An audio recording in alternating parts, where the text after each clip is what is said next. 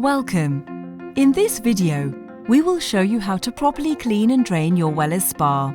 You'll need a hose, a wet and dry vacuum cleaner, and a bottle of Wellis Crystal Spa Cleaner Fluid.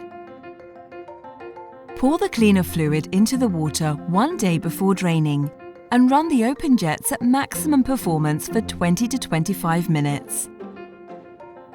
The cleaner will remove any limescale and dirt from the spa and its pipework. Before draining the spa, remove the filters. This is a good time for cleaning or replacing them. You don't need a pump for draining the water. Pull out the draining valve to the limit, remove the cap and attach the hose.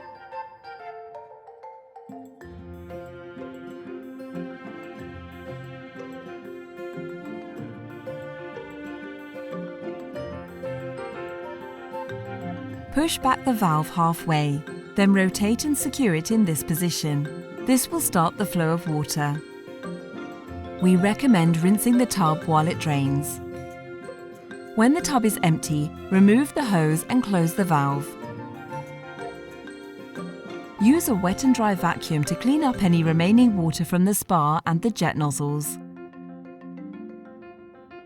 Draining is complete.